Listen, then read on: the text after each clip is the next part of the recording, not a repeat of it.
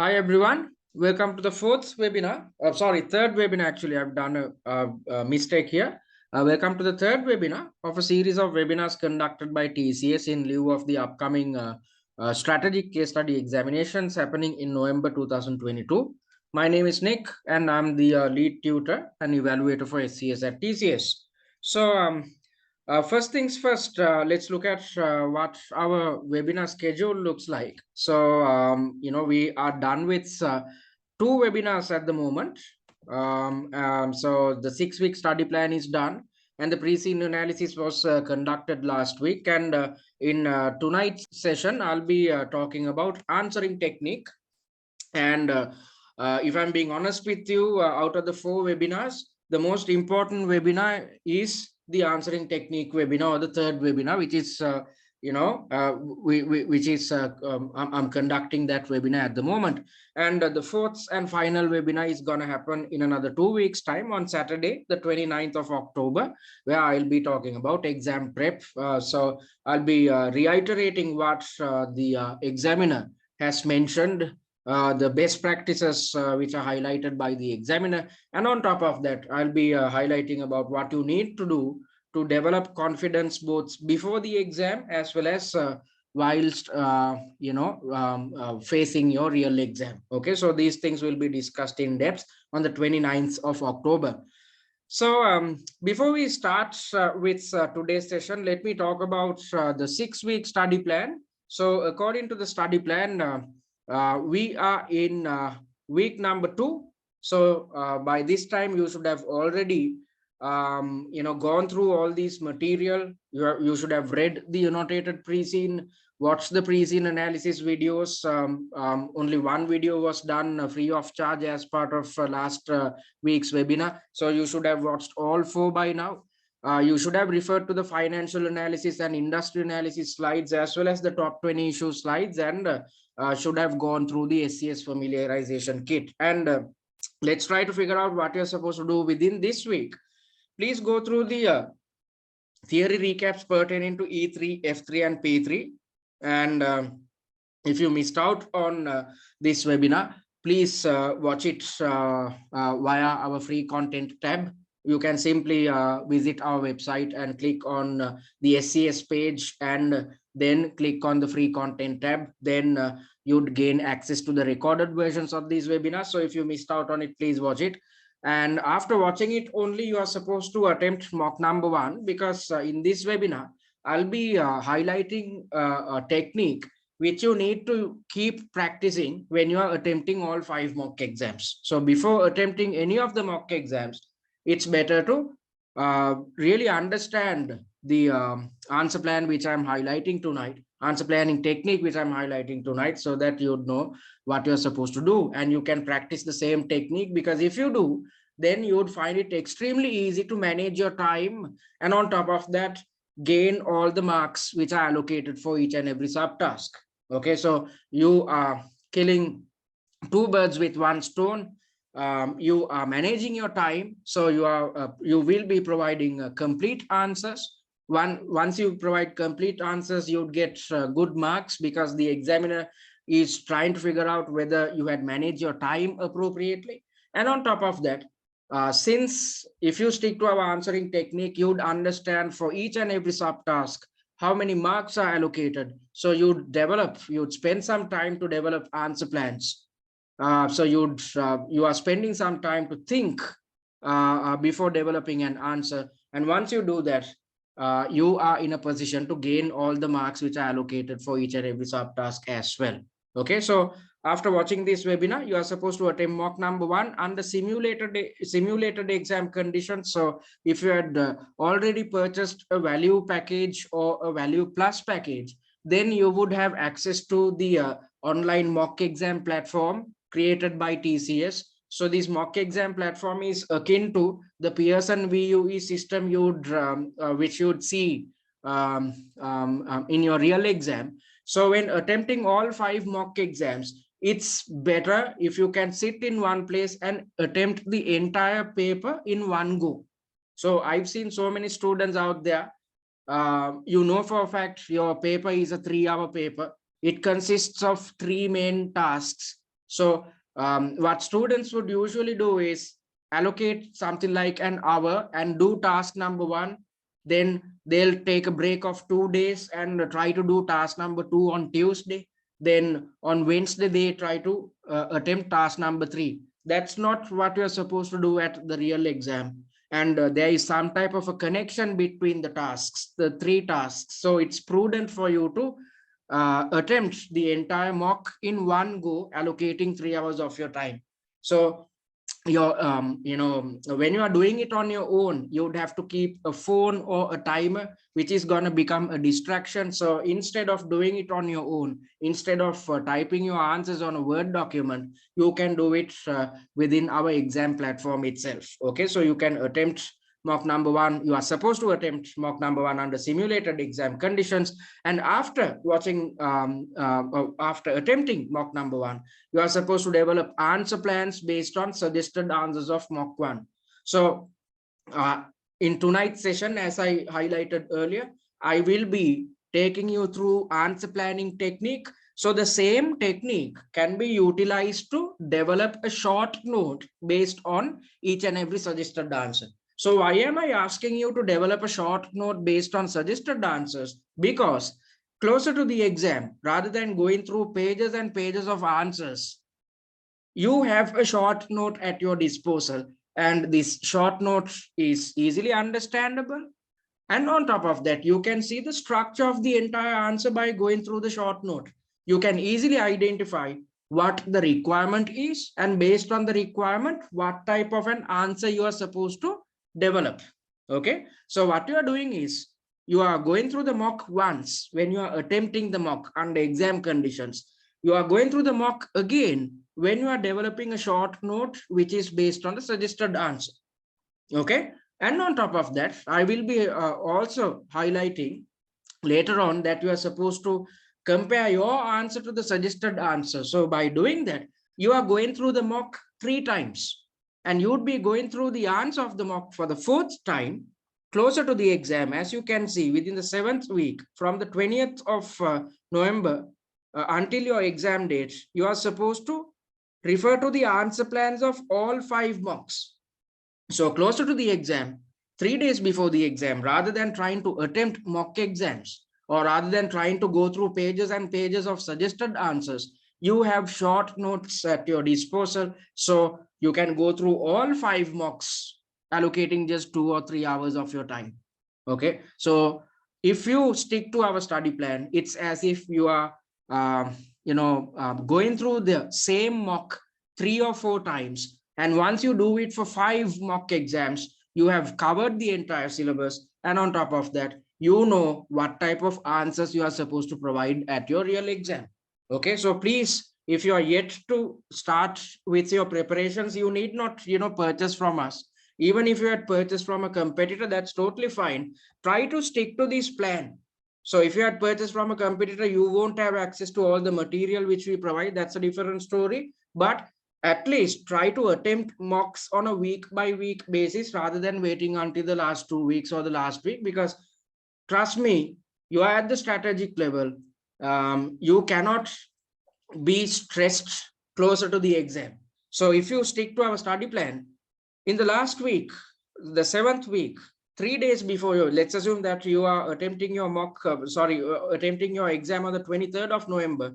So from the 20th to the 23rd of November, 3 days before the exam, you start relaxing. You are not attempting any mocks. You are just going through the annotated pre-seen, financial analysis and industry analysis slides. You are going through the answer plans of all 5 mock exams. You are supposed to watch the recorded version of webinar number 4. Again, you are just supposed to watch something, not attempt mock exams. And you are supposed to stop all work a day prior to the exam. Sleep, eat, and rest well. So you are a well-rested individual. There's absolutely no stress prior to the exam. Then you can walk into the exam hall as a confident student, and confident students, according to the CIMA examiner, end up passing the exam comfortably.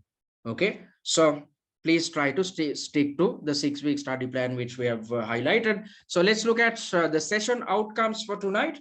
First things first, I'll be highlighting answering technique and time management technique. Both areas are covered in one go. Okay. And when highlighting the answering and time management technique, I'll be talking about the theoretical aspects of it.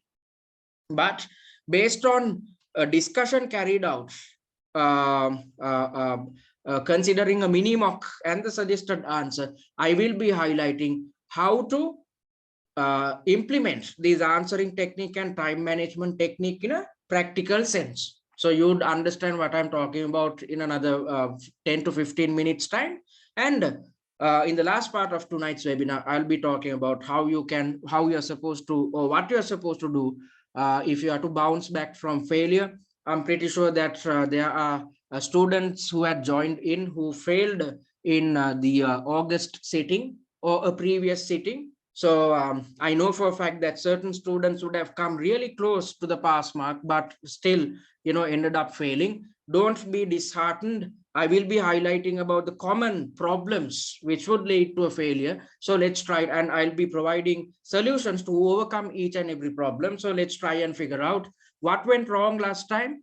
Let's not repeat the same mistakes this time. Let's try to change our strategy totally so that we end up clearing this hurdle, thereby becoming CIMA past finalists by the end of December. Okay, so that's that. So let's look at answering technique. So when developing your answers, you are supposed to use appropriate headings and subheadings.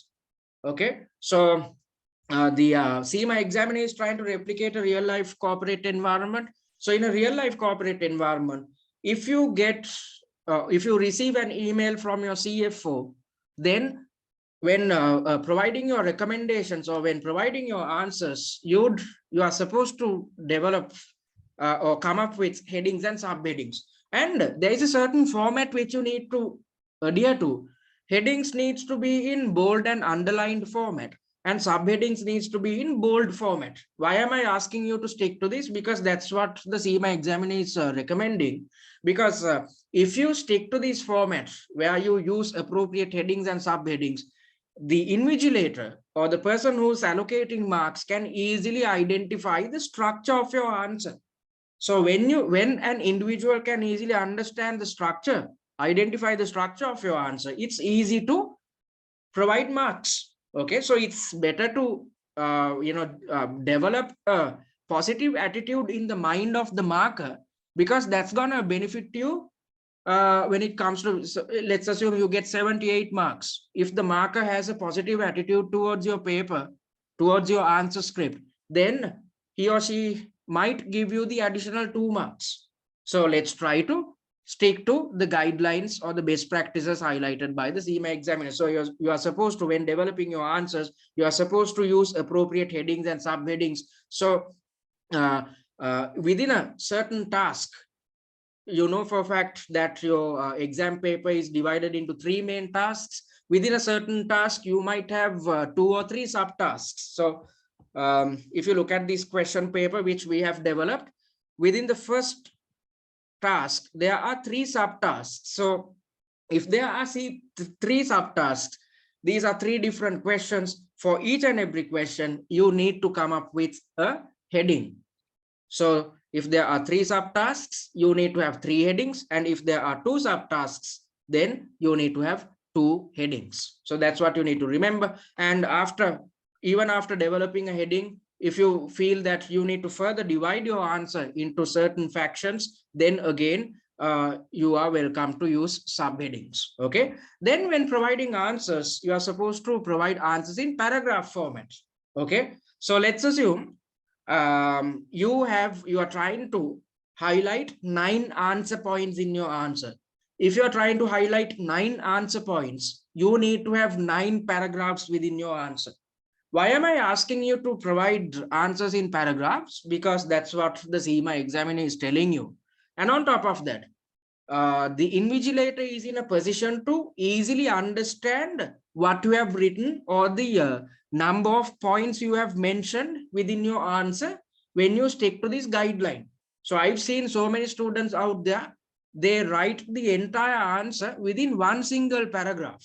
So within the same paragraph, you might see 5 or 6 valid points. So the invigilator will have to fish for the valid points. They'd have to, rather than being engaged with speed reading, they'd have to read your entire answer word to word. So you are generating a negative attitude in the mind of the invigilator, because the invigilator has to go through some inefficiency because you have written your entire answer as one single paragraph.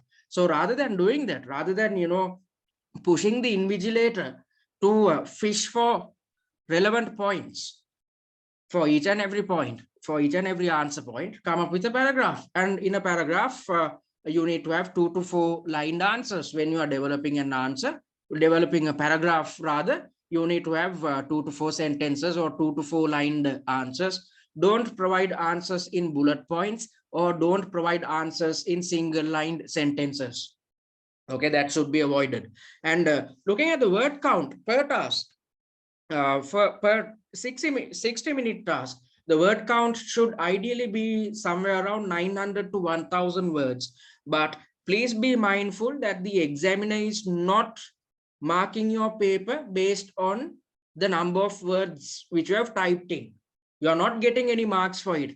I'm just stipulating this so that you know for a fact whether you have covered everything within the question. So if you are supposed to provide a full answer for a 60-minute task or 1 hour task, then your answer should ideally have 900 to 1000 words. But this is not a hard and fast rule. I'm suggesting this so that you can on your own keep track of whether your answer is appropriate or not. So let's assume your answer comes up, the word count of your answer comes up to something like 400 words. Then that itself gives you an indication that you have not covered all the areas. Okay, so a typical answer needs to have 900 to 1000 words. And when developing answers, 1/3 of your time should be allocated towards reading and answer planning, and 2/3 of your time should be allocated towards typing. So this is crucial because I've seen so many students, what they do is they read the question and straight away they start typing the answer. So halfway through, they realize, okay, I've gone in the wrong track. The question is asking about something else. My answer is totally different to the requirement.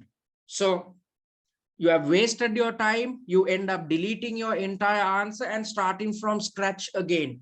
And once you know in the back of your mind, you'd know that you had wasted your time. You might have wasted 15 to 20 minutes of your time. So you have only 40 minutes remaining. So there's a tendency for you to panic, and panic leads to unnecessary stress. So let's assume you screwed up your second task. Then you are going to screw up your third task as well. Why? You are panicking in the middle of the exam.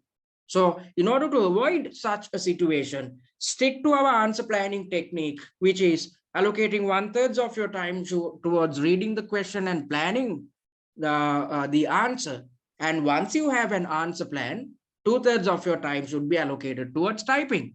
So when you know what to type, you need not think when you are typing your answer. When you have an answer plan or an answer structure, then you know what to type. So when you are typing, don't think about anything. Don't try to plan your answer whilst typing. Instead, allocate 20 to 25 minutes, read the question, take about 2 to 3 minutes to read the question and really understand what it tells you, what the requirement is. Then allocate the remaining 20 minutes to come up with an answer plan for the entire task.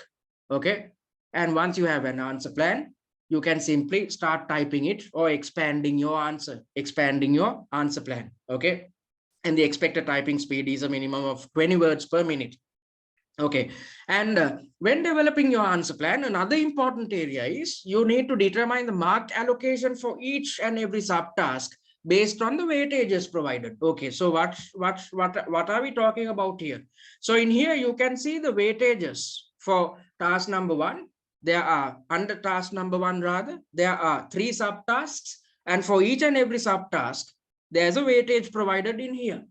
So by looking at this weightage, you can determine how much of marks are allocated for this task.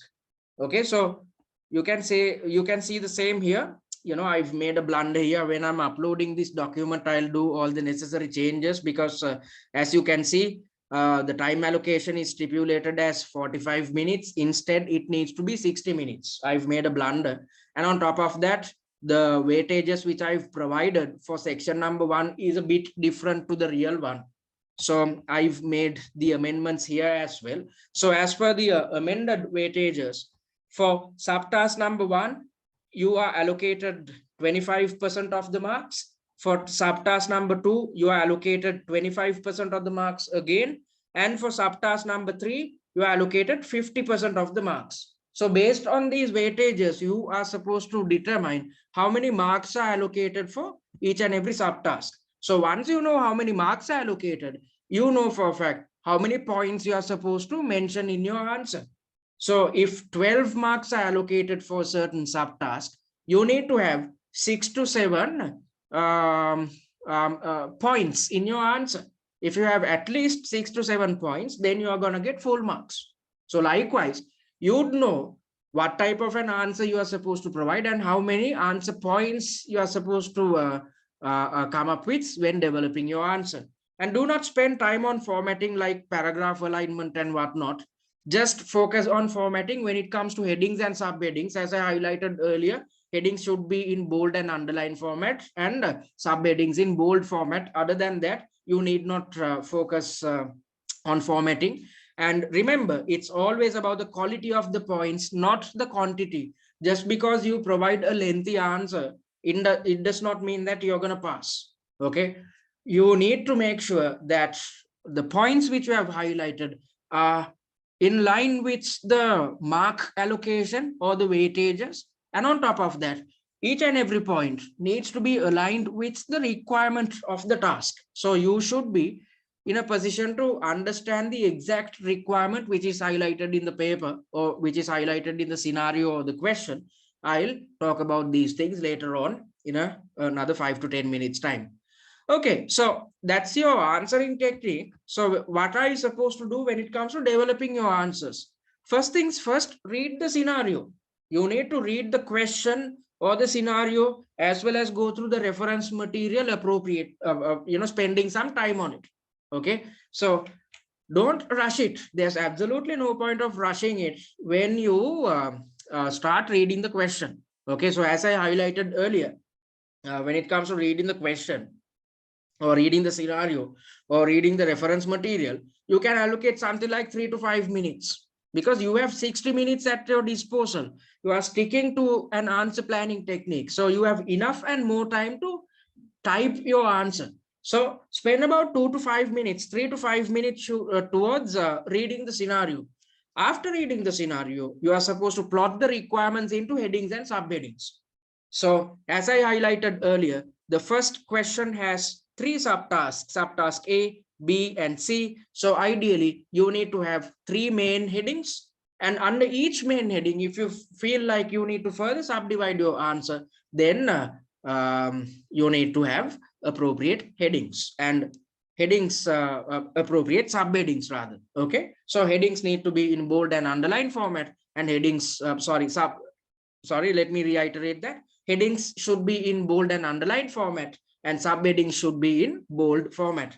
Invest time to understand the requirement clearly. So that's exactly why I'm suggesting that it's prudent for you guys to allocate 3 to 5 minutes of your time, because it's of utmost importance that you understand the requirement. Because if you rush it, you'd end up misunderstanding the requirement, and once you do that, you develop an answer plan which is not in line with the requirement of the task. So however much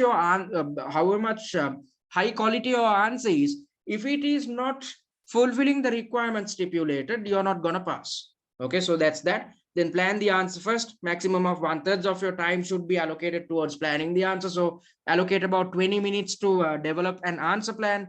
And when developing this answer plan, do it on the answer screen itself, not on the scratch pad. Why am I asking you to do it? Because first things first, developing an answer plan in the scratch pad and having to come back to your main answering area is an inefficiency. That's number one. Number two is, let's assume you develop the full answer plan on the scratch pad. And since you are in a hurry to type your answers, you might miss out a certain point which I have highlighted in the scratch pad. You might, forget to mention it in your real answer when providing fully fledged answers. So in order to avoid a situation like that, rather than using a scratch pad, develop the answer plan on the answer screen itself. And when it comes to typing the answer, it's a matter of just expanding each and every point which you have mentioned in the answer plan. So you are not taking the risk of missing out on any of the points which you have mentioned in the answer plan. Instead, you are covering all the points which you have highlighted in your answer plan. Okay, so stick to that. You won't be wasting time unnecessarily. You will be getting rid of unnecessary inefficiencies. Okay, and after you have an answer plan on the answer screen itself, then you can expand the points which are highlighted within the answer plan.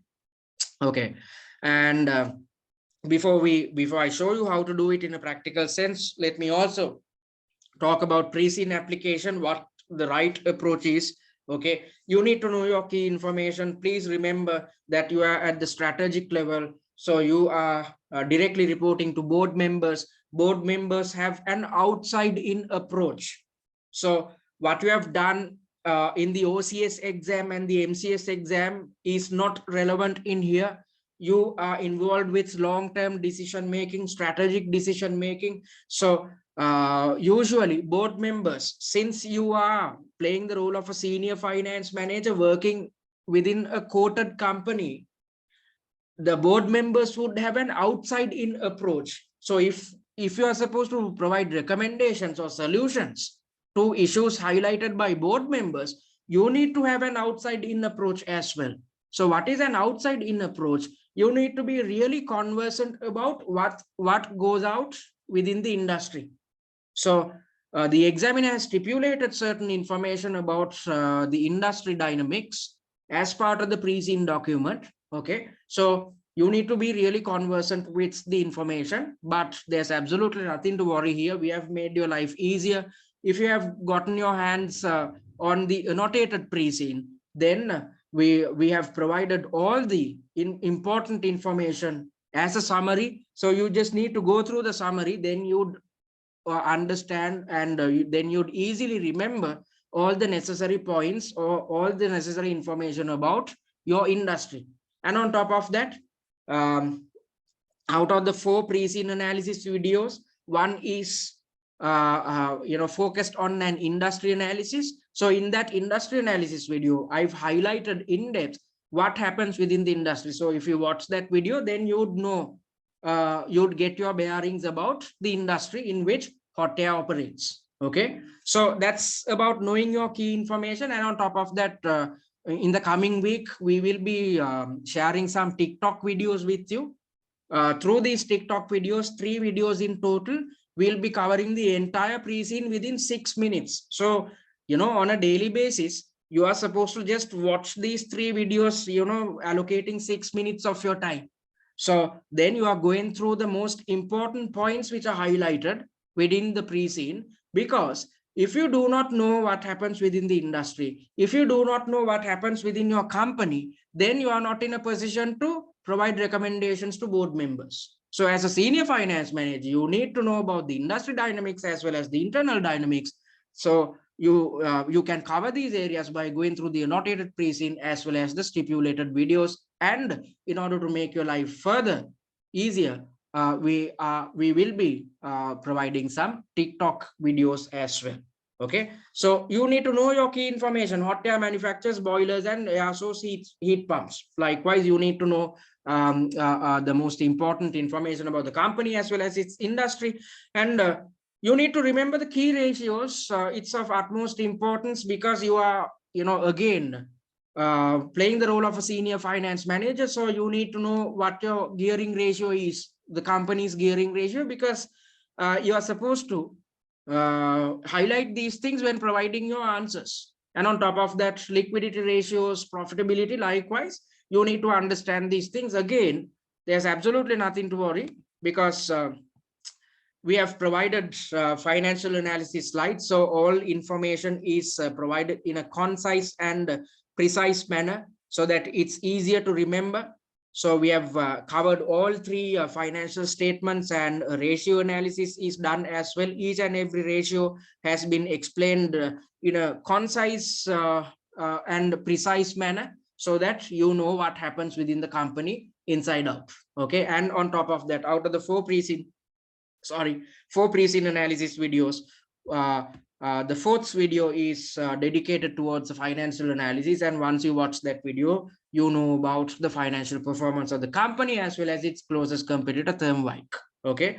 And prepare for possible scenarios, but be open-minded. So by going through the 5 mock exams which you have provided, you would go through all syllabus areas or questions covering all syllabus areas. Although you do it, although you prepare yourself, you have to be open-minded. Why? Because you are playing the role of a senior finance manager. So as a senior finance manager, if you look at real life dynamics, you can't predict the type of issues the company might face. You can't predict about the type of recommendations your board members are seeking from you. So in such a context, although you have prepared yourself by doing mock exams, be open-minded. Don't try to memorize the answers which are highlighted in the suggested answer. Because in a real-life corporate environment, you can't memorize anything and provide solutions. So be open-minded at all times. And remember that the scenario which is presented in the exam carries the latest information. So through the pre-scene document, the examiner gives you an indication about what has happened within the company in the past, what has happened within the industry in the past. But when it comes to your exam paper, it will highlight latest or current information. And when you are referring to pre-scene information in answers, you are supposed to do this heavily at the strategic level. Why? Because you are playing the role of a senior finance manager. So as I highlighted earlier, you need to know about your industry as well as the internal dynamics of the company. And when providing recommendations or solutions to questions which are highlighted as part of scenarios, you are supposed to relate to the pre-scene as much as possible. And this type of relating to the pre-scene becomes extremely easy because we have provided an annotated pre-scene. So this is what it would look like, an annotated pre-scene. So all information is provided in a summarized format so that you can easily remember them. And on top of that, as I highlighted earlier, the TikTok videos are going to help immensely. Okay. And do not force it in to show the marker that you have studied the pre-scene just because you include pre-scene information, general pre-scene information, which is not related to the requirement. You are not going to get any marks. Okay. So if you are bringing in any type of information from the pre-scene, it needs to relate to the requirement and try to do it in a way that it adds value to your answer rather than trying to bring in general information which is not relevant to the task or the requirement. All right. So having said that, we are moving on to the discussion of the mini mock. So I highlighted all the theoretical aspects of answer planning technique. So I'm going to show practically how we are supposed to do it. So before we move on to that area, any questions, guys? Any doubts? So any questions pertaining to what I highlighted right now? If not, we can move forward.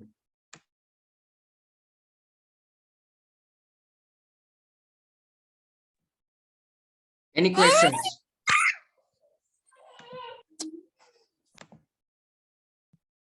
Right. So we are going to discuss or try to figure out how to, practice this answer planning technique in a practical sense. Okay. So I'm going to take you through the first, the mini mock, which we have uploaded onto our website. Okay. So in a typical paper, you would have 3 sections, but since this is a mini mock, only 2 sections have been included. Okay. So the weightages provided in the first part as well as the time allocations are a bit off, but I will do the necessary amendments and re-upload this mini mock and the suggested answer. Okay, so if you look at this, the time allocation for this first task is 60 minutes, and the first task is divided into 3 main areas. And for each and every area, mark allocation is provided. It needs to be 25% each for the first two subtasks, and 50% for the third subtask. Okay, so let's try to figure out what your question is about. A 60-minute question. You receive the following email from Elaine Barros, your CFO. So the subject is about related diversification, governance, and sustainability. So this paper or this task covers questions based on related diversification, corporate governance, and sustainability. So let's try to figure out what is highlighted as part of the question. A special report was commissioned by the board to determine the costs and benefits gained by Hottayr by adding ground source heat pumps to its product portfolio. So in the first sentence itself, they are highlighting or they are testing whether you know about the internal dynamics of the company. So if you have not gone through the pre-scene appropriately, you won't know whether ground source heat pumps are already manufactured by the company or not. Okay, so if you had gone through the pre-scene, you would know that the company is at present producing boilers and air source heat pumps only. So this company is trying to figure out the costs and benefits gained by adding ground source heat pumps to its product portfolio. So they are already producing only boilers and air source heat pumps. So they are trying to add ground source heat pumps to their product portfolio. The company is pursuing this expansion since the demand for boilers is deemed to decrease significantly in the future. Again, this point is highlighted within the pre-scene. In the pre-scene, it says that the demand for boilers is deemed to decrease in the future, given the emission concerns and driven by the government's net zero goals. Again, net zero goals, information pertinent to net zero goals are provided as part of the pre-scene document. So if you look at the first paragraph itself, 3 points are mentioned, which are already appearing in the pre-scene. And if you are conversant with the information within the pre-scene, you are going to feel confident at the exam, or else you would find all this information to be news. Okay, so that's that. And due to pursuing the related diversification, financial analysts have indicated that our revenues and beta will surely increase in the future. So we have requested services of financial analysts, and these guys are saying that because of this related diversification, our revenue will increase in the future, and so would our beta value. Okay, so since these guys are talking about the beta value, you need to know what our existing beta value is. It's 1.12. Okay, and you need to know what 1.12 means. If not, you would be clueless about what type of an answer you are supposed to provide with regards to beta values. Okay, again, you need to know your pre-scene. That's what is highlighted if you look at this question in depth. So first things first, you are supposed to explain the financial analyst's comment.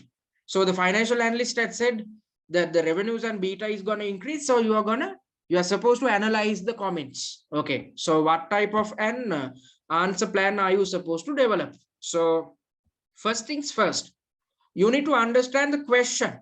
Okay. Oh my God, I've made a blunder here as well. I'm extremely sorry, guys. For some reason, I've got this wrong. So the first part is not about steps in training and development. The first part is about explaining the financial analyst's comment. Okay, so I've mentioned it in here. Determining the headings first. Okay, financial analyst's comment is the first part of the question. Explain the financial analyst's comment. Second part of the question is about evaluating the COO's suggestion. Director's salary. So the CEO is talking about director's salary. So I've come up with a heading such as this. And the third part is about providing recommendations with reasons describing the strategy which Hottayr needs to adopt to minimize the impact of carbon loss. Managing impact of carbon loss. Okay, so likewise, you need to come up with the main headings. Step 1 is determining the headings. And in front of each heading, you can maybe write down the mark allocation. So how can you determine the mark allocation? Based on the weightages provided, please ignore these areas. Okay, the weightages are 25%, 25%, and 50%. So 50 marks are allocated for your task. So 25% of 50 marks is 12.5 marks. So for the second subtask, your mark allocation is again 12.5 marks. And for the third subtask, the mark allocation is 25 marks. So that's exactly what you can see here.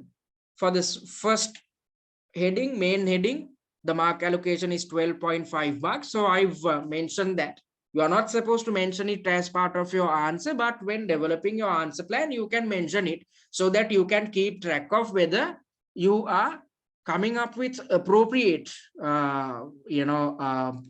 answer points so that you are in a position to gain 12.5 marks. Okay. So you are supposed to explain the financial analyst's comment. So what are these guys saying? That they are saying that if we pursue this related diversification, we are gonna see a scenario where the revenues are going to increase, and on top of that the beta is going to increase. Okay, so FA's comments, what are they commenting about? Diversification, ground source heat pumps. Since you are developing an answer plan, keep it short and simple. So I've, rather than typing the entire, answer, which goes as ground source heat pumps, I've just mentioned it as GSHPs. Okay. So because of the diversification, how are we going to get benefited? We are going to see increased cash flows. So if cash flows increases, definitely, so the financial analysts are going to are stipulating that the revenues are going to increase in the future. So if revenues increases, our cash inflows are going to increase into the future. So if our cash inflows increases, we can pay high dividends to our shareholders. So if we pay high dividends, shareholders are going to get satisfied. And on top of that, when revenues increases, so would our profits. Okay. And when profits increases, our share price will increase. So by these 2 points, what I'm trying to highlight is there are two ways in which shareholders are kept rewarded. One way is through a higher dividend payment, and the shareholders will also be satisfied if the share price is going to increase. So because of this diversification, we are going to achieve both scenarios. We are going to satisfy both these types of shareholders. There are a set of shareholders who are looking for higher dividends. So because of this diversification, our cash flows are going to increase. If that is the case, we are in a position to pay a higher dividend. And on the other hand, another type of or another set of shareholders are looking for a higher share price. And if our revenues increases, our profits would increase, then that leads to a higher share price. Okay. Initially, our costs are going to be high. Why? Because although we are, pursuing related diversification, we are entering into a new market. We have not operated within the ground source heat pump market before. We are going to manufacture ground source heat pumps for the first time. So because of that, we need to get accustomed to the market. We have to do a lot of research. We have to change our production facilities. We have to do our own research about how we are going to change our internal dynamics. So initial costs are going to be high, but in the long run, we will be exposed to scale-related cost advantages.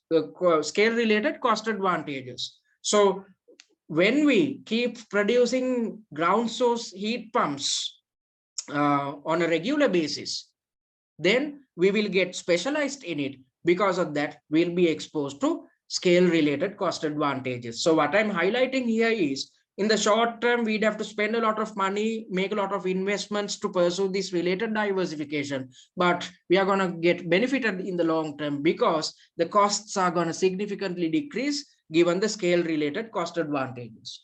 And on top of that, these guys are, the analysts are talking about additional revenues.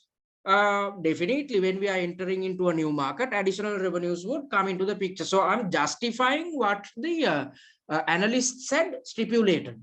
I'm saying, okay, these guys said that the revenues are going to increase. This is exactly how it's going to increase. Since we are moving into a new market, our revenues are definitely going to increase. However, although that is the case, we need to monitor additional operating costs. We need to see when we are running this operation, when we are running this business, we need to see how much we are spending and how much of a return we are generating. If we are overspending, then we might have to stop this product portfolio, just stop this part of the product portfolio halfway through, rather than being exposed to losses forever. Okay, so that's that. And on top of the revenue, these guys are talking about a beta value. For instance, it's highlighted in here. Financial analysts are talking about revenues increasing and the beta value increasing. So I've highlighted about the revenue part of it. Now I'm moving on to the beta aspect of the answer. So I'm highlighting the current beta value, which stands at 1.12. For this, you gain marks. So you are relating to the pre-scene or the information which is highlighted in the pre-scene. So as I told you earlier, if you are bringing in any information from the pre-scene, it needs to be relevant to the requirement. So within the requirement, they have stipulated about the beta value. So you can whack this out of the park and mention what's the current beta value is, which is 1.12, and analyze and based on this beta value, provide an analysis about what it tells about the company. When the beta value is higher than 1, it attracts risk positive investors or investors who have a positive attitude towards risks. Why? If the beta value is above 1, then that shows that our shares are riskier compared to the market average. Okay, so our shares are not too risky, but a bit risky compared to the market average. So it would attract investors who have a positive attitude towards risk.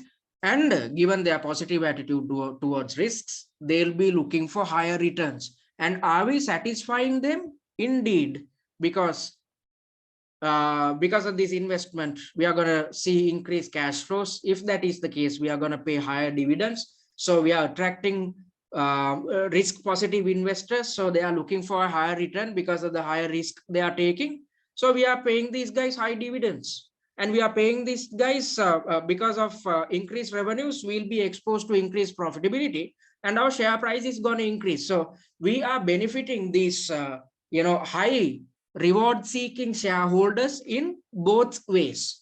Okay, so that's what I've highlighted earlier.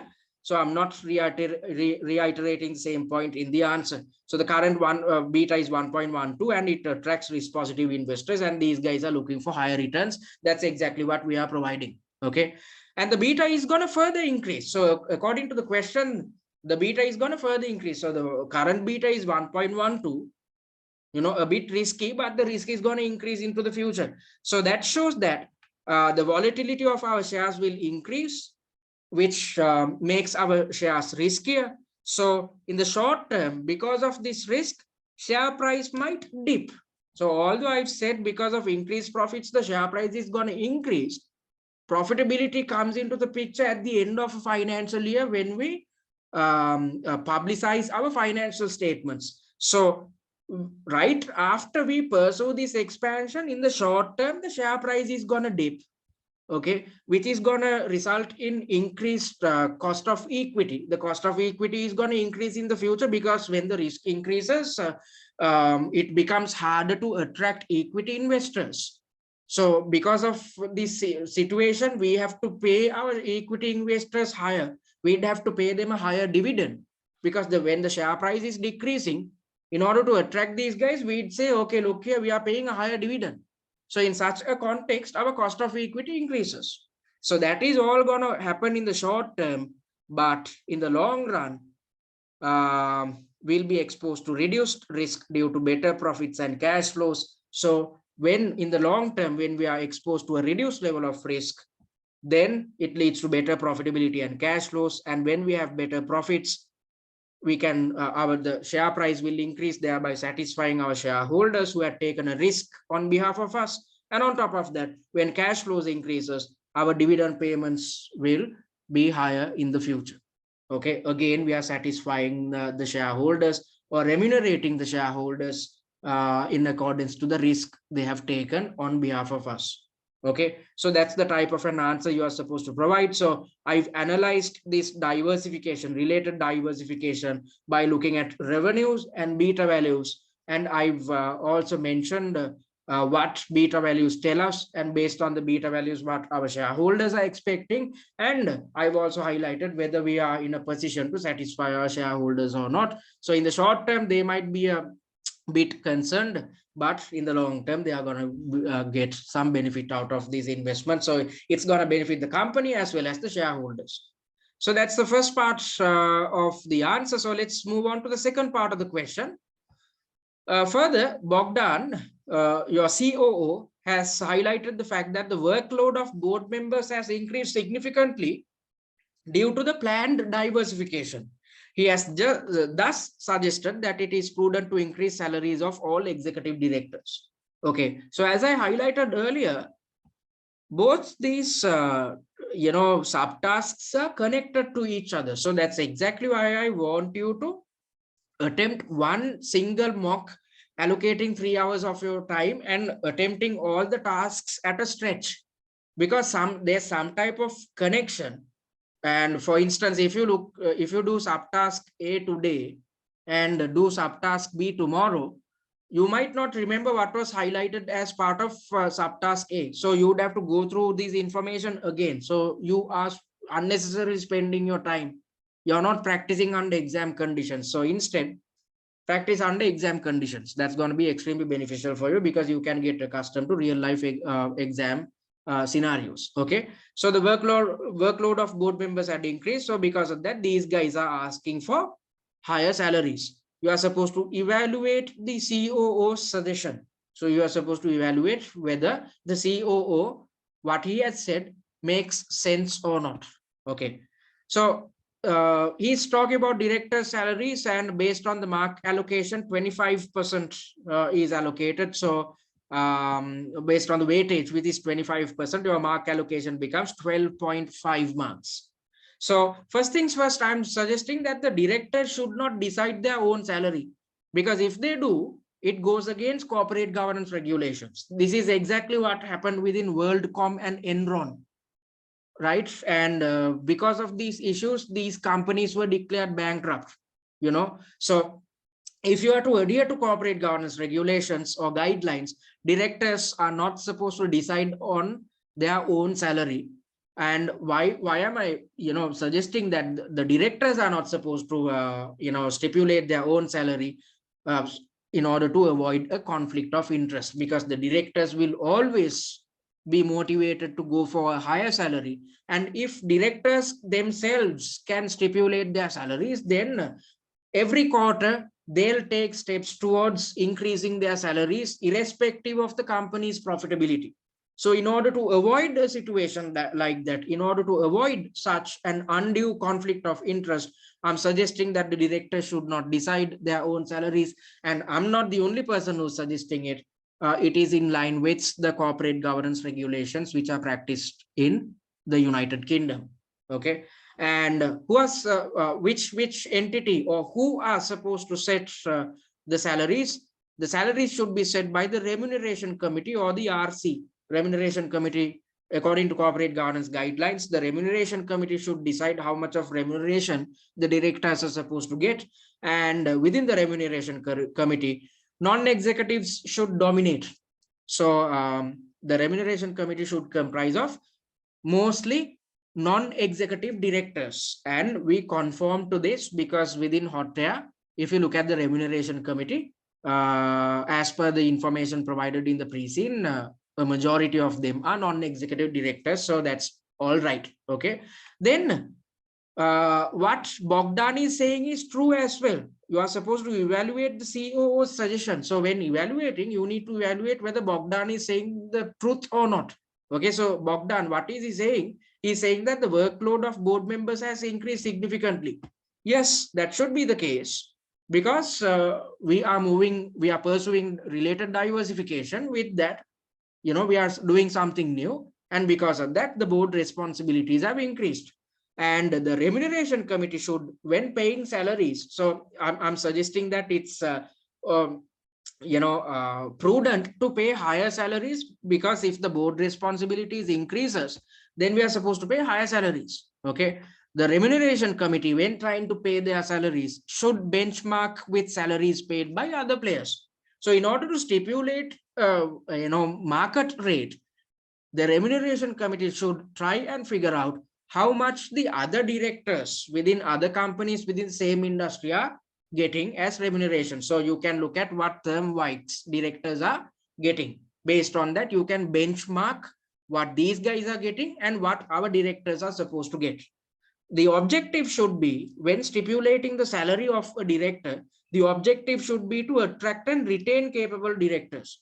So when Bogdan is saying, because of this related diversification, our responsibilities has increased, so in such a context, we need higher salaries, he is correct to say that.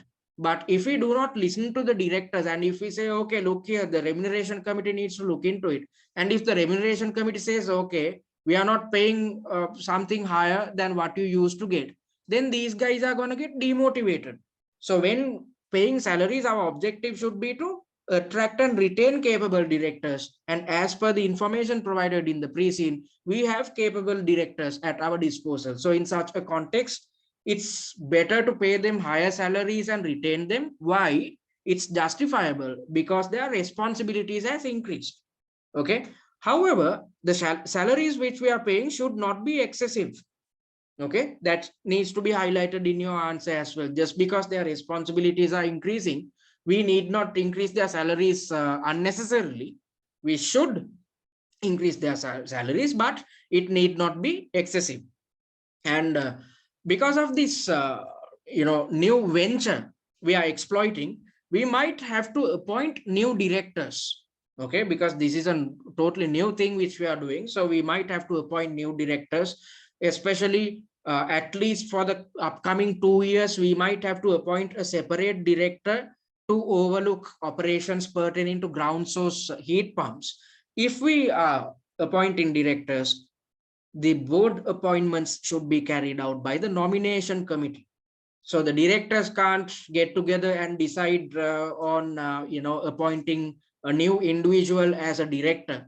It should be handled by the nomination committee. And again, the nomination committee should comprise of a majority of independent non-executive directors. Okay, so this is a question based on corporate governance, and that's exactly what I've highlighted in the answer as well. So that's the answer plan for subtask 2. Let's move on to subtask number 3.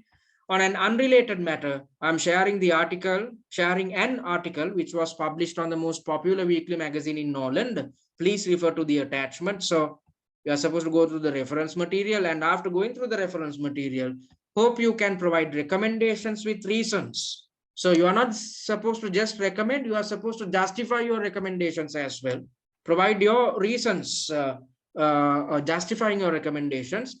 And what type of recommendations are you supposed to give? You are supposed to describe the strategy which Hottayr needs to adopt to minimize the impact of carbon loss. So let's try to figure out what this article tells us about carbon loss. So it comes with the heading, the domestic heating industry, a silent polluter. So by the heading itself, we can understand that there's something wrong or something negative which is highlighted within the paper article. Okay, so how does domestic heating impact the environment? The domestic heating industry impact the environment in two major ways: greenhouse gas emissions and carbon emissions. So these are highlighted in the pre-scene as well. During 2022, an 8% increase in emissions was seen, but it is projected to increase to 15% by 2025. Okay, so the greenhouse and carbon emissions are going to increase into the future unless otherwise the players within the industry does something to retain it. Okay, so CO2 and greenhouse gases, on average, a traditional combustion boiler used within a household emits 1.1 metric tons of CO2 per year. Okay, so that's a huge emission. Some of the major players within the industry has responded to this issue by introducing heat pumps, which comes with a zero emission promise. So again, this information is highlighted within the pre-scene because the pre-scene stipulates that air source heat pumps comes with a zero emission promise. Although this is true, these heat pumps use refrigerants, which comprises of HFCs, which is one of the most harmful greenhouse gases known to mankind. And this information is provided in the pre-scene as well. These harmful HFCs are released to the atmosphere when customers dispose their heat pumps after use. Again, this was highlighted in the preceding. Hottayr, the undisputed front runner in the heat pump industry. Okay, now this is problematic. In the article, they have mentioned all the problems about the heating industry, and they have also mentioned our name as well. So this exposes us to significant reputational risks. So Hottayr, the undisputed frontrunner in the heat pump industry, claims that the company has taken all steps necessary to ensure that these refrigerants are disposed of in the most eco-friendly manner. So Hottayr is saying, although you guys are saying that the refrigerants are not disposed of properly, we are doing it without any problems. So the newspaper article says that their team of investigative journalists have discovered this claim to be largely bogus. So although we are saying that we are handling the situation appropriately, the newspaper article is saying that we are actually, not sticking to our promise. Okay. These issues have been highlighted by many leading environmentalists as well. Now, our problem becomes larger. Not just the newspaper is regarding us about these refrigerants, disposal of refrigerants. The environmentalists had joined them as well. They are saying that the leaders within the domestic heating industry, such as Hottayr and Thermwike, are to be blamed. So they are blaming us as well as our competitor. Okay. Again, this exposes us to reputational issues. The All Indian government is also planning to impose strict emission laws on the industry, given the pressure created by these environmentalists, as well as sticking to its net zero goals. Okay. So you are supposed to provide recommendations with reasons describing the strategy which Hottayr needs to adopt to minimize the impact of carbon loss. So how are we supposed to manage the impact made by these carbon laws? So what you need to understand is the newspaper is blackguarding us. The environmentalists had joined the newspaper as well. So two major parties, two major stakeholders are blackguarding us. And this has ruffled the government's feathers. Because of that, the government is trying to take strict action or impose strict laws within the industry as well. So according to the question, you are supposed to stipulate or highlight how to manage these carbon laws, how to manage the impact of carbon loss. So based on the mark allocation or the weightages provided, the mark allocation is 25 marks. So first things first, when providing an answer or solution, you are supposed to identify the main stakeholders. So who are the main stakeholders which are highlighted in the question? Environmentalists and the government. And on top of that, they have also highlighted our name as well as our competitors' Thermwike's name. Okay, so these are the main stakeholders highlighted, but I've also mentioned about our major suppliers. Although it's not highlighted within the question, I've included it as part of my answer. So how are we supposed to manage the environmentalists? So when it comes to managing environmentalists or any type of stakeholder, first we need to understand the level of interest and power. Okay, so that's as per the instructions provided as part of the Mendelov matrix, which comes under the E3 syllabus. So environmentalists have a high level of interest as per the information provided within the newspaper article, but they have a low level of power. However, they are in a position to influence the government. So the government has a high level of power. So in such a context, if these environmentalists, although they have a low level of power, given their high level of interest, if they go and influence the government, then we might have to face the repercussions or the negativities. Okay, so when it comes to managing these guys, I'm suggesting that the company is not supposed to negotiate directly, because if we try to do that, environmentalists can go to town saying that Hottayr approached us and they are trying to change the law. Let's come together and stand against Hottayr. So the environmentalists can say something like that. So in order to avoid such bad publicity, we are not supposed to negotiate directly with these guys. Instead, use media to engage where we can stipulate our own narrative. So when the level of interest is high and the level of power is low, a keep informed strategy needs to be pursued as per the Mendelov matrix. So how can you keep these guys informed? There's absolutely no point of trying to keep the environmentalists informed by engaging directly with them. Instead, use media, and through general media, we can stipulate our narrative, or we can build our own narrative or our own argument. So as you can see, this is the type of application which you need to exhibit as part of your answers. Okay, so we are not mentioning the name Mendelov matrix. Instead, we are utilizing the knowledge which we have gained from the Mendelov matrix and applying it to a real life business problem. Okay, then let's move on to the government. So the government has a high level of power and a high level of interest. Usually the government has a high level of power and a low level of interest. However, in this situation, according to the information provided, the government has a high level of interest as well. Why? The Nolandian government is also planning to impose strict emission laws in the industry, given the pressure created by these environmentalists, as well as sticking to its net zero goals. So usually the government would have a low level of interest, but in this situation, in this context, they have a high level of interest. So we have to engage directly with them, because according to the Mendelov matrix, the stakeholders who have a high level of interest and a high level of power are considered to be key players. So you have to satisfy the key players at all times, or else they are going to take action against you, which are detrimental for the business. So engage directly, and you can communicate with them, hold negotiations with the government, and try to figure out how to change these laws.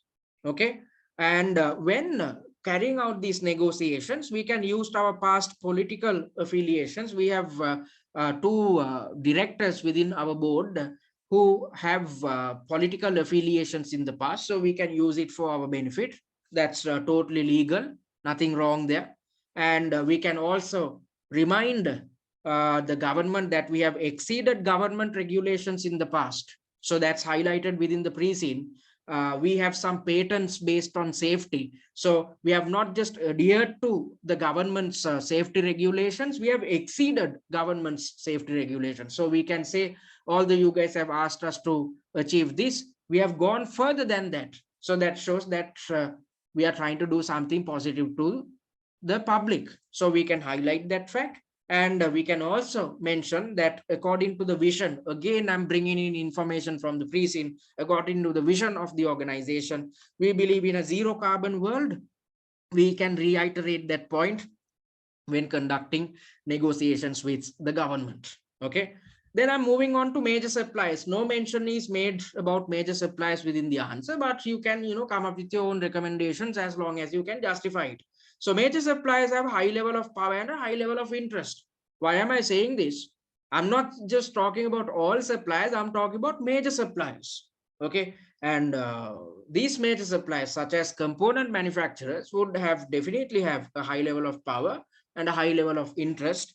And we can also always ask suppliers to support us, because this change in law affects the suppliers. Because if the law changes, it is going to affect our demand for the product.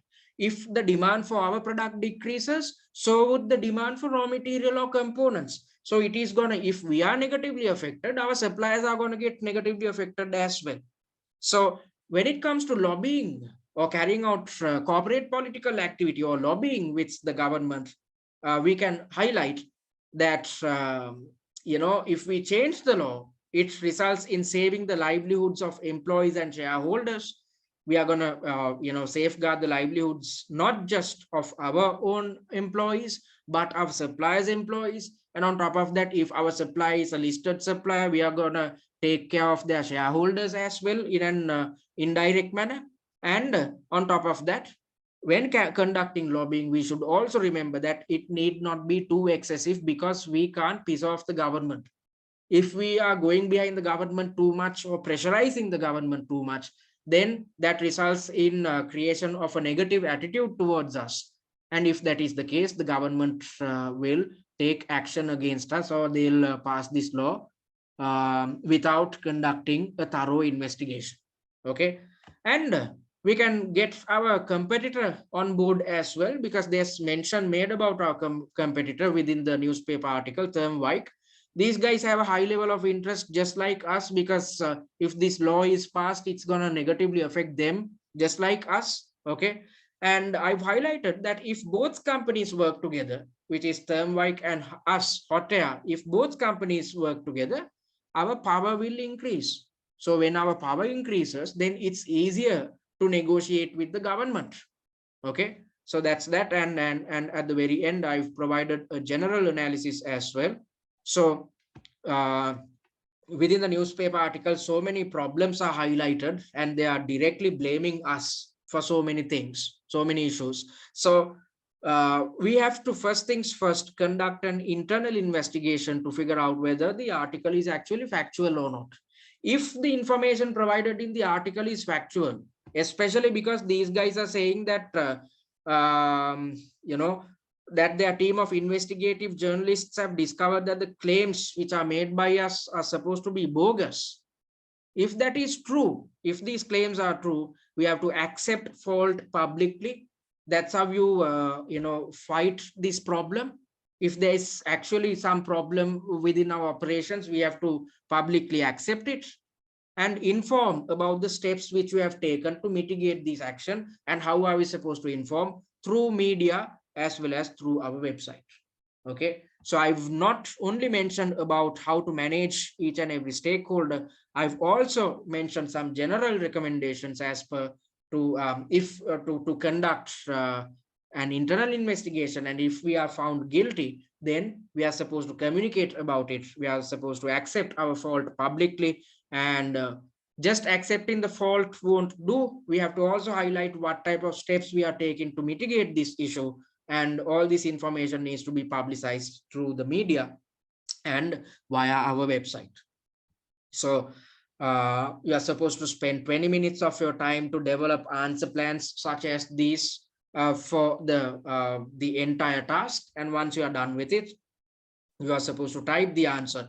And when developing your answers, when typing your answers, type it in paragraphs. As you can see, the main heading is in bold and underlined format, financial analysts comment. And for each and every answer point, I've developed a paragraph.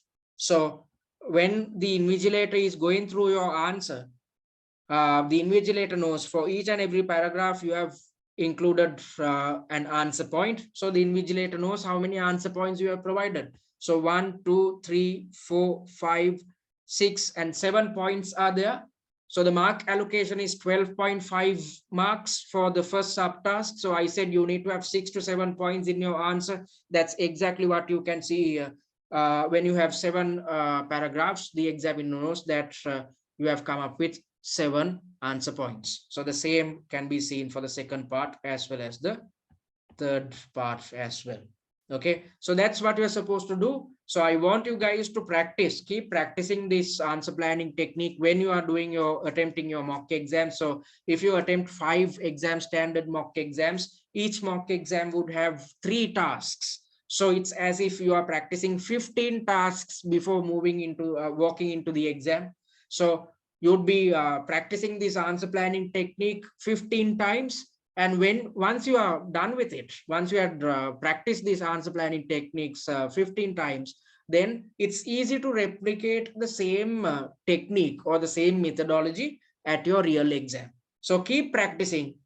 Then you can become a champion at answer planning, because it's gonna definitely help you at the exam. And on top of that, if you look at your own corporate life, it's gonna benefit you immensely, because you'll be, before sending an email to your head, you'll be examining, you'll be developing an answer, and you stick to a structure. You are spending some time to think it through. Then you would come up with better recommendations and better solutions. Okay, so that's what you are supposed to do. So before we move forward, any questions, guys? Any issues pertaining to what I discussed, or any arguments which you can present? If you have any questions, you can raise them now. You can simply switch on your mic and talk, or jot it down on the chat section. Any questions?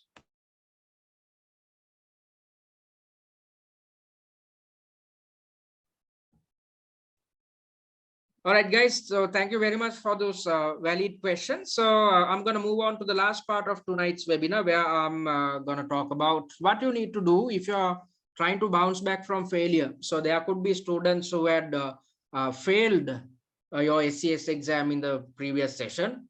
Don't get demotivated. You need to really figure out what went wrong.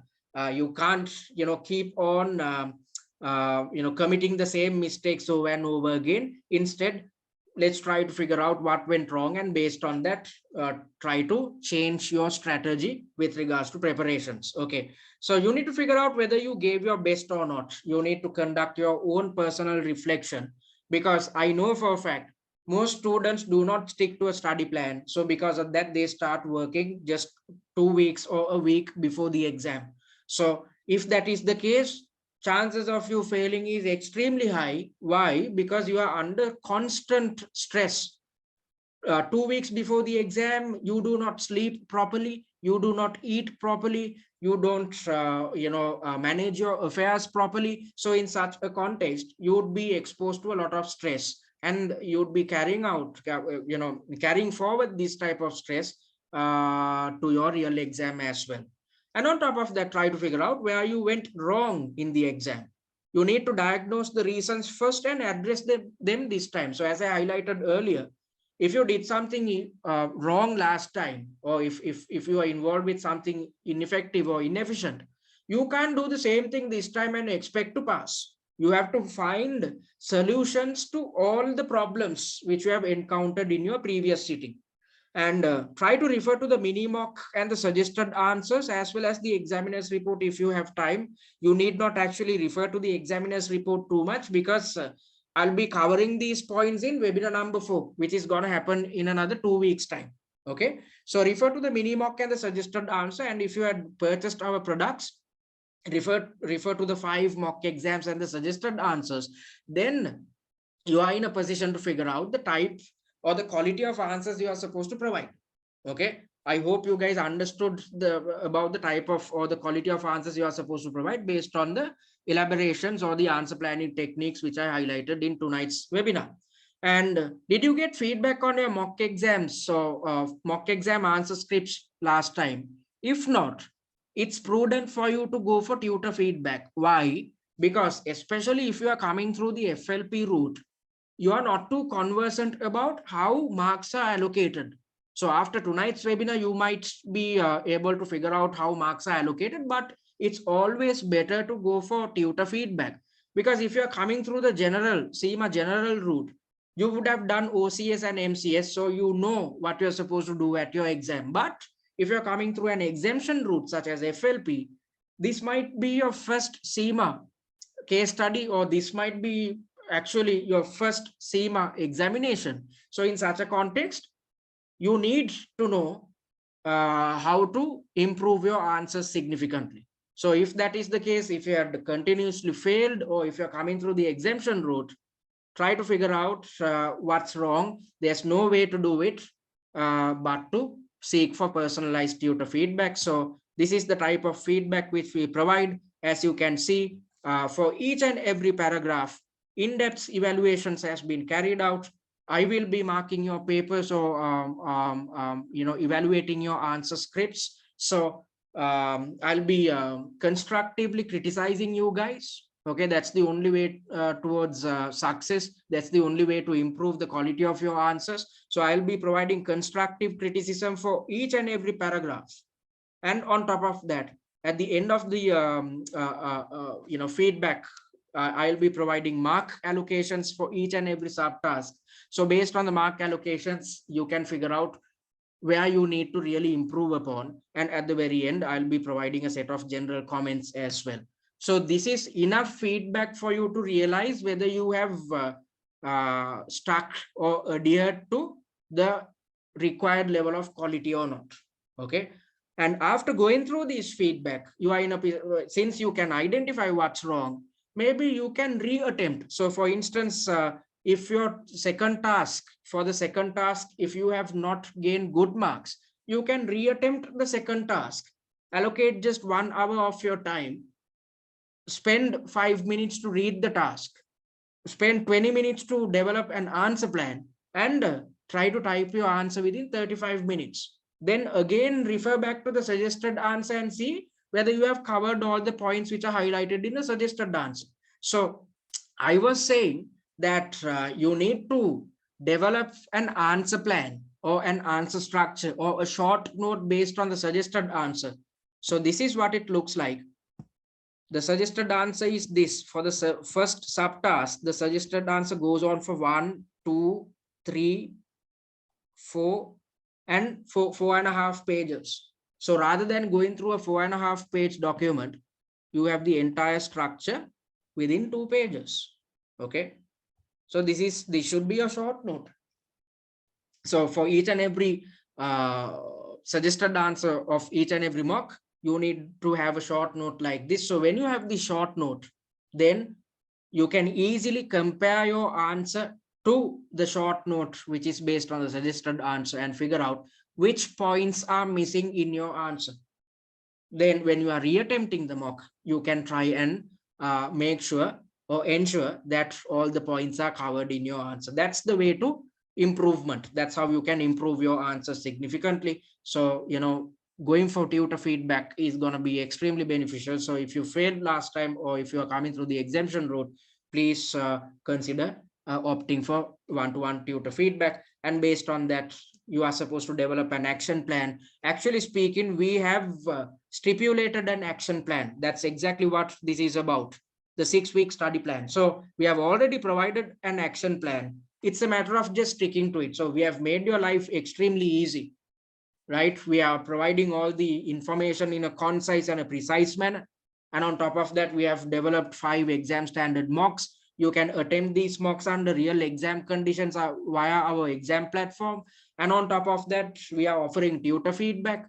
And if you feel that you need to brush up your knowledge on theoretical content as well as application, if you are clueless about how to apply your knowledge, then you can refer to the videos which we are conducting based on the suggested answers of mocks 3, 4, and 5.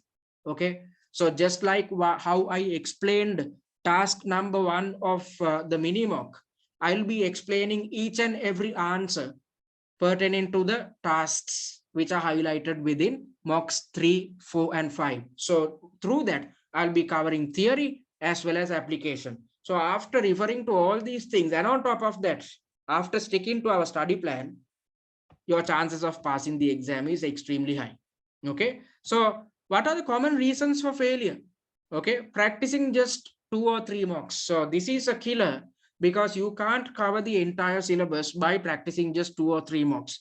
On a if you look at a mock, you would get 3 tasks. So if you attempt 2 mocks, you will be attempting just 6 tasks. So by going through 6 tasks, you cannot cover the entire syllabus. So if you have to cover the entire syllabus or be conversant with questions covering all syllabus areas, then you need to do 5 mock exams, and these mock exams needs to be exam standard ones, full 3-hour papers. Okay. So practicing just 2 or 3 mocks is a killer. Instead, this time you need to practice 5 mock exams, and not practicing mocks under simulated exam conditions. That's another problem.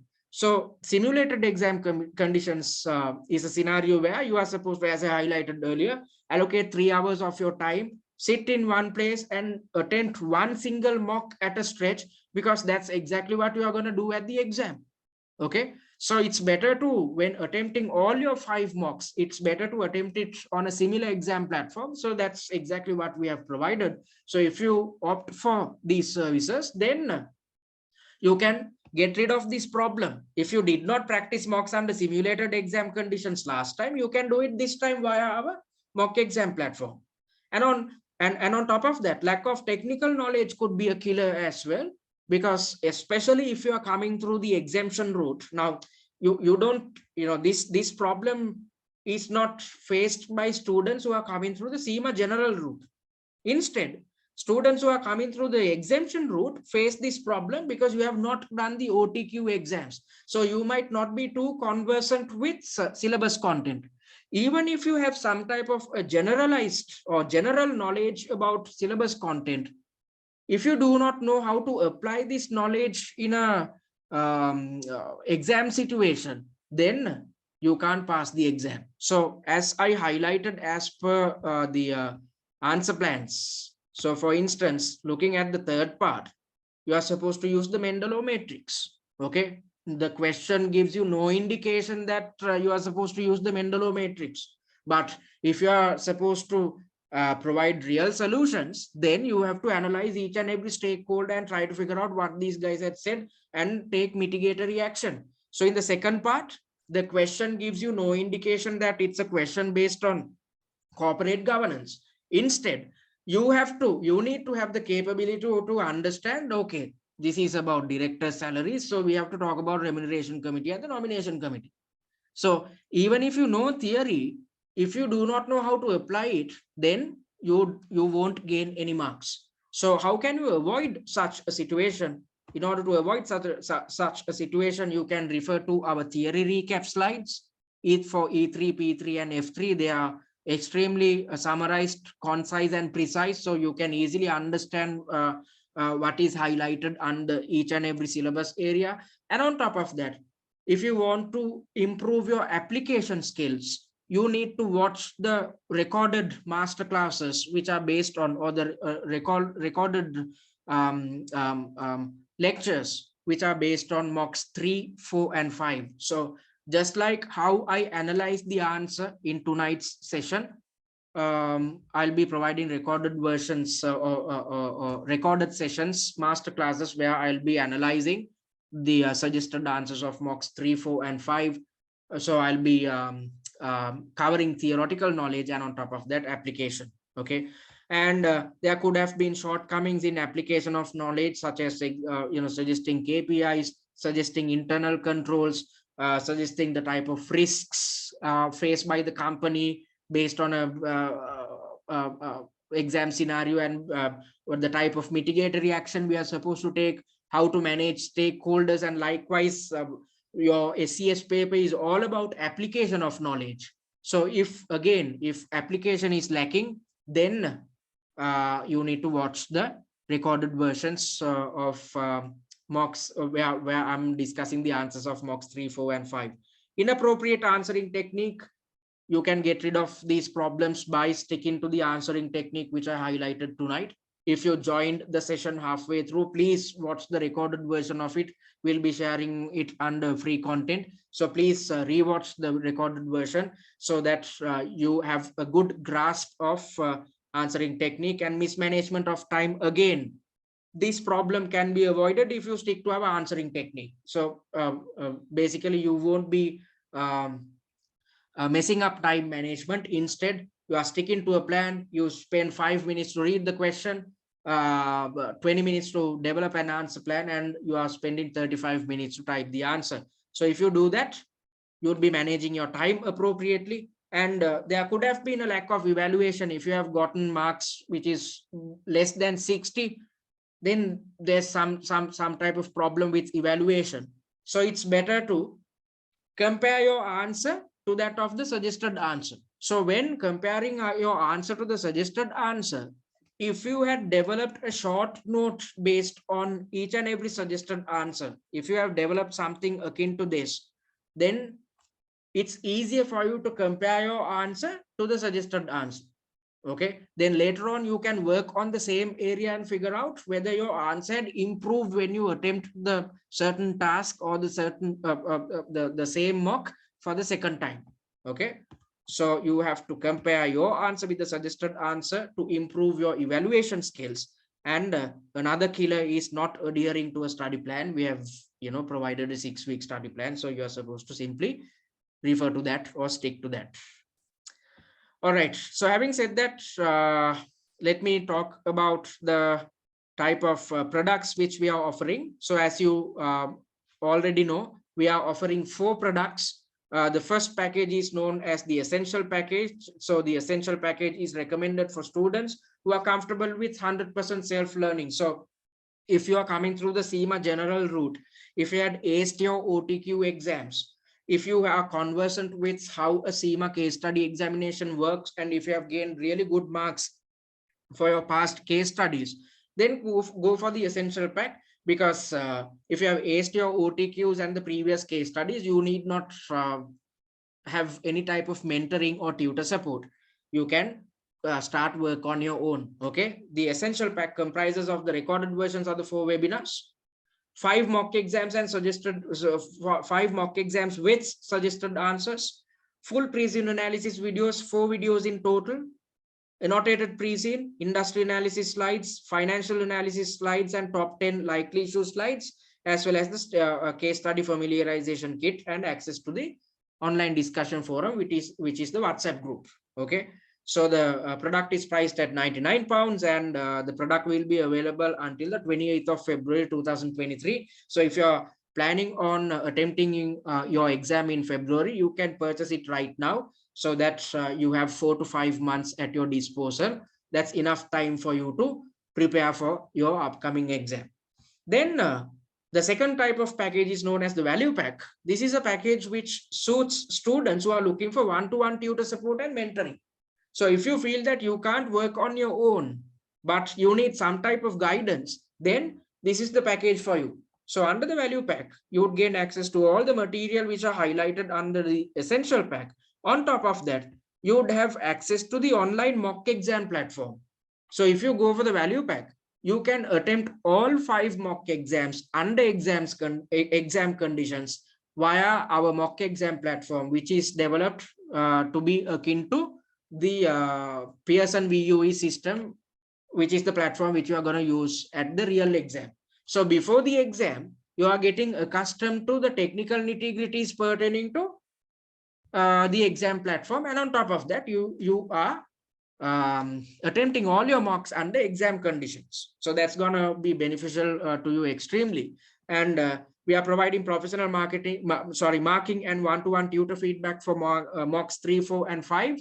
So I showed you what type of feedback we provide. So you'd gain access to it. And on top of that, you'd have access to theory recaps pertaining to OTQ syllabus content, E3, P3, and F3, so that you can easily brush up your knowledge in these areas. So the price is £199, and this is available until the 28th of February as well. And this time we have thought about students who had failed, or we had thought about students who are coming through the exemption route, such as the FLP route. So these 2 packages are relevant to students who had failed previously or students who are coming through the FLP route. So the Essential Plus, under the Essential Plus package, you would have access to all study material provided under the Essential Pack. And on top of that, you would have access to 6+ hours of video lectures explaining the answers of mocks 3, 4, and 5. So by watching these video lectures, you are in a position to learn theory. And on top of that, you can significantly improve your application skills, because just like how I explained the answers, the suggested answer in tonight's webinar, I'll be explaining the answers of mocks 3, 4, and 5. So that's going to be guidance on decrypting mocks and suggested answers. And the price is £175. And if you go for the Value Plus package, then you have the total solution. So you'd have access to all study material provided under the Value Pack Plus. You would have access to 6+ hours of video lectures. So all in all, if you go for the Value Plus, you would have access to all this, 5 mock exams, all the study material, access to the online mock exam platform. You would get feedback on 3 mocks 3, 4, and 5. You would get your hands on theory recap slides. And on top of that, you would get your hands on master classes conducted based on the suggested answers of mocks 3, 4, and 5. And if you go for the Value Plus package, there's absolutely no way. If you stick to our study plan, there's absolutely no way that you would fail the exam. And the price is £275. And again, this package is available until the 28th of February 2023. And if you're not part of our WhatsApp group as yet, just click on this button, then you would be directed to our WhatsApp group. All right. So having said that, let me also remind you about the 10% discount SCS early bird discount which we are offering. So if you are planning on doing your attempting your exams in February, you can purchase your material right now, thereby fully utilizing this discount. And the discount code is SCS10. And please be mindful that it expires on the 21st of October, which is coming Friday. So by that time, it's prudent that you purchase. If you are deciding on purchasing, it's prudent that you purchase your material. Even if you are not purchasing from us, that's totally fine. You purchase from any tuition provider, because you need some time to prepare for your exam. Don't wait until the last moment to invest on a study package. Okay, any questions, guys, before we wind up? Any questions, any suggestions?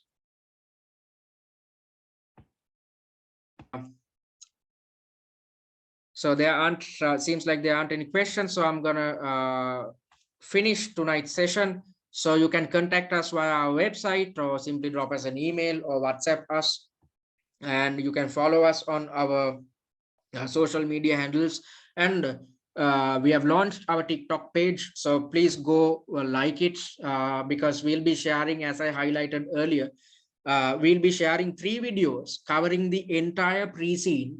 So the most important points which are highlighted in the pre-scene are covered within 6 minutes. So on a daily basis, you are supposed to just keep watching these videos up until you walk into your exam. So on a daily basis, you will be reminding yourself about the most important points. So we are trying to make your life easy as much as possible. So follow us on TikTok, and these TikTok videos will be shared via the WhatsApp group as well. So having said that, it's you are welcome, guys. Covered all your problems. I'm happy. Very informative session. I'm happy that you guys benefited from this session. Extremely, actually speaking, I'm overjoyed, if I'm being honest. So thank you, guys. Thank you very much for joining in. I hope to see you guys in another 2 weeks time in our 4th webinar. Please stick to our study plan. If you have any problems, type it on our WhatsApp group, or else simply drop me a direct message. I'm happy to help you guys out. Okay. So having said that, thank you very much for joining in. I'll see you guys in another 2 weeks time. Good night and take care.